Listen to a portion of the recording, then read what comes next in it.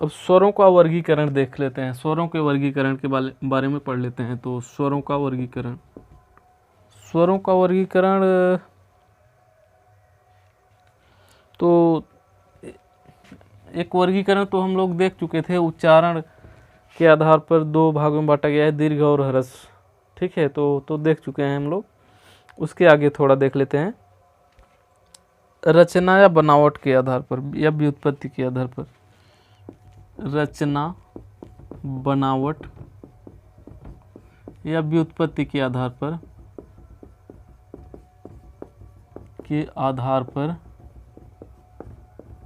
स्वर का वर्गीकरण, स्वरों का वर्गीकरण। ठीक है, रचना, बनावट या व्युत्पत्ति के आधार पर स्वरों का वर्गीकरण देख लेते हैं। तो दो भागों में बांटा गया है। इसके आधार पर कितने भागों में बांटा गया है?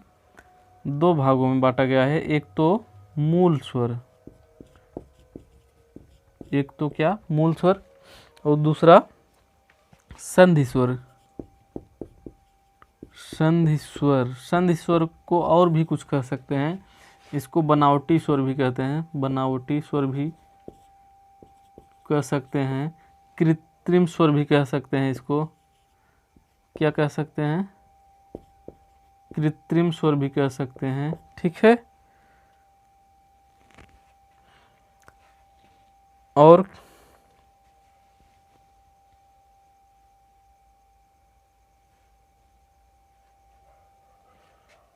इसको मूल स्वर को जड़ स्वर भी कहा जाता है, जड़ स्वर भी कह सकते हैं इसको।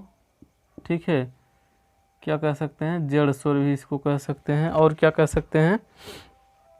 रूढ़ स्वर भी कह सकते हैं। क्या कह सकते हैं? रूढ़ स्वर भी इसको कह सकते हैं। ठीक है, तो मूल स्वर कितने होते हैं देख लेते हैं। मूल स्वर जो जिनका निर्माण किसी अन्य स्वर के योग से नहीं हुआ है। ठीक है, मूल स्वर वे स्वर होते हैं जिनका निर्माण किसी दूसरे स्वर से नहीं हुआ है, ये अपने आप में स्वतंत्र हैं। इस मतलब किसी वर्ण के मिलने से नहीं बने हैं, जो मूल स्वर हैं।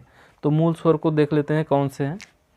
मूल स्वर चार हैं, अ, ई, उ, री। कहने का मतलब छोटी मात्रा वाले सभी। और शुद्ध मूल स्वर की अगर बात करें, शुद्ध मूल स्वर, तो शुद्ध मूल स्वर तीन ही हैं। कितने हैं?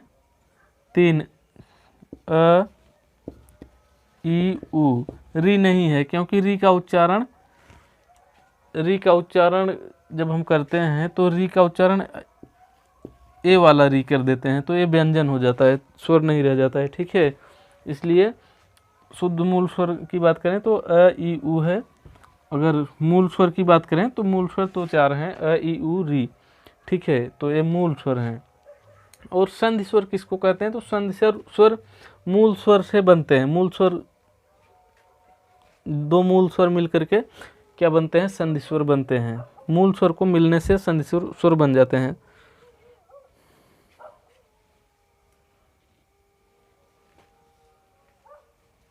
तो संधि स्वर कहते हैं दो स्वरों के मेल से या योग से बने। ठीक है, मेल से बने स्वर को क्या कहते हैं? संधि स्वर कहते हैं। क्या कहते हैं? संधि स्वर कहते हैं। क्या कहते हैं? संधि स्वर कहते हैं। तो कौन कौन से हैं संधि स्वर, इसको देख लेते हैं। इसको देखना जरूरी है और देख लेते हैं। तो जैसे आ किससे बना है? आ बना है अ प्लस अ से बनता है आ। ठीक है, और बड़ी ई कैसे बनती है? बड़ी ई बनती है छोटी ई प्लस छोटी ई से। ठीक है, इसके बाद बड़ा ऊ कैसे बनता है? बड़ा ऊ बनता है छोटा ऊ प्लस छोटा ऊ से बड़ा ऊ बन जाता है। ठीक, इसके बाद ए कैसे बनता है? ए बनता है अ प्लस ई से बन जाता है ए। क्या बन जाता है? अ प्लस ई से ए बन जाता है। और अ कैसे बनता है? अ बनता है अ बनता है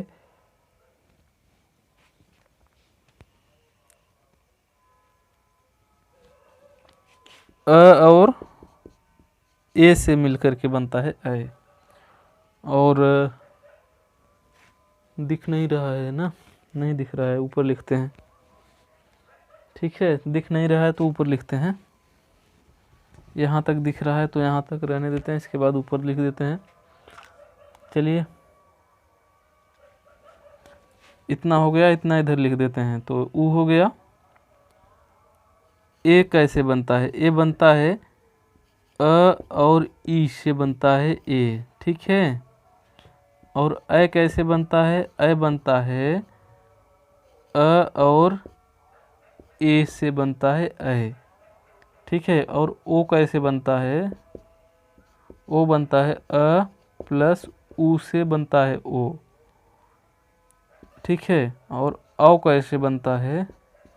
औ बनता है अ प्लस ओ से बनता है औ। तो अब समझ में आया होगा आप लोगों को।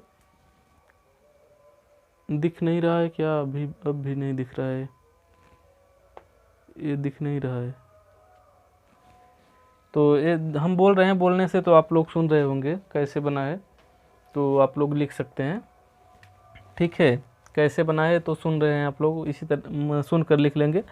तो ये हो गया हमारा व्युत्पत्ति के आधार पर या रचना के आधार पर या बनावट के आधार पर स्वरों का वर्गीकरण हो गया।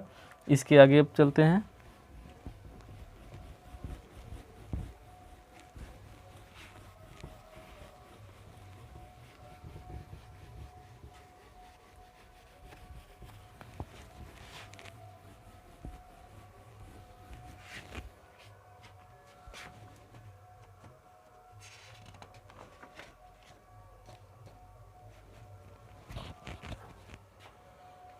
अब देख लेते हैं जिह्वा के प्रयुक्त होने वाले भाग के आधार पर स्वर का वर्गीकरण देख लेते हैं। जिह्वा के प्रयुक्त होने वाले भाग के आधार पर, जिह्वा के प्रयुक्त होने वाले भाग के आधार पर स्वरों का वर्गीकरण देख रहे हैं हम लोग। तो इसके आधार पर भी 3 भागों में बांट दिया गया है स्वर को। कितने भाग में?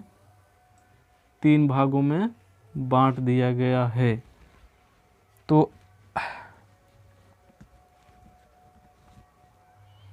तो अग्र स्वर,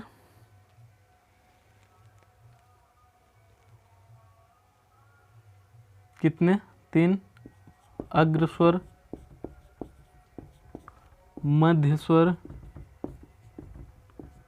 और पश्च स्वर। ठीक है। अग्र का मतलब आगे, जो जिह्वा के आगे से उच्चरित होता है, आगे वाला भाग। अग्र का मतलब आगे से, मध्य का मतलब बीच से, पश्च का मतलब पीछे।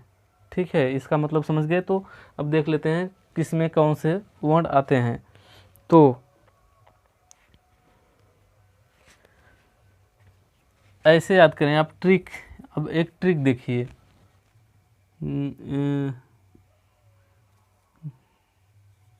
तीन जैसी आकृति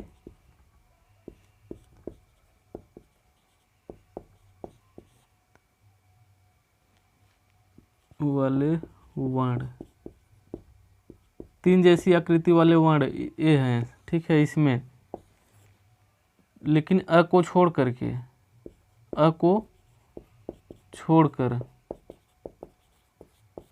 अ को छोड़ करके 3 जैसी आकृति जिसमें है वो सभी क्या है? पश्च स्वर हैं। तो 3 जैसी आकृति किसमें किसमें है? आ में है, ऊ में है, दोनों ऊ, ओ में है, औ में है। तो इन सभी में 3 जैसी आकृति है कि नहीं है। तो अ को छोड़कर यहाँ लिखा गया है, जो अ को छोड़ रहे हैं वो मध्य स्वर होता है। अ क्या होता है? अ मध्य स्वर होता है। और जो बच रहे हैं सभी वो हो जाएंगे अग्र स्वर। तो कितने कौन कौन से बच रहे हैं? इतना निकाल दीजिए और इतना निकाल दीजिए, जो बच रहे हैं सभी हो जाएंगे अग्र स्वर। तो देखिए कौन कौन से बच रहे हैं। ई बच रही है दोनों, ई उ तो उसमें हो गया, उसमें हो गया उ री हो गया, और ए ओ इसमें हो गया। तो बस यही है इसमें, ठीक है। अग्र स्वर में ये सब हैं, समझ में आया ना? अग्र स्वर में ये है। तो 3 जैसी आकृति जिसमें है वो सभी हैं पश्च स्वर, लेकिन अ को छोड़ करके, क्योंकि अ मध्य स्वर है, ठीक है। अ क्या है? मध्य स्वर है। और जो बच रहे हैं सब, इतना निकालने के बाद जो बच रहे हैं सभी अग्र स्वर हो जाएंगे। तो ये आप लोगों को समझ में आ गया होगा, क्योंकि ये ट्रिक है, एक ट्रिक के माध्यम से देख रहे हैं, तो ऐसे बहुत अच्छे से आप लोग समझ जाएंगे, ठीक है। हमें विश्वास है कि आप लोग समझ गए होंगे। तो कितना हुआ?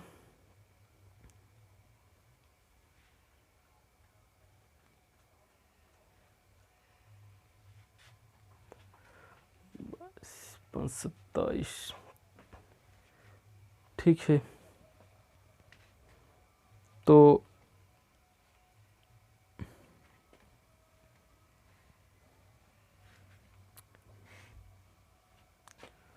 इतना हो गया।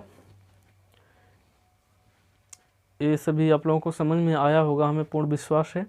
यदि आप लोगों को समझ में आया हो तो इस वीडियो को शेयर करेंगे, लाइक करेंगे और कमेंट करके पूछेंगे, और जो भी आपको चाहिए, जिस विषय पर आपको चाहिए और भी वीडियो, मतलब हिंदी में जिस टॉपिक पर वीडियो चाहिए, आप कमेंट में बता सकते हैं। हम आप लोगों के लिए, आप लोगों की सेवा में उपस्थित हैं, ठीक है।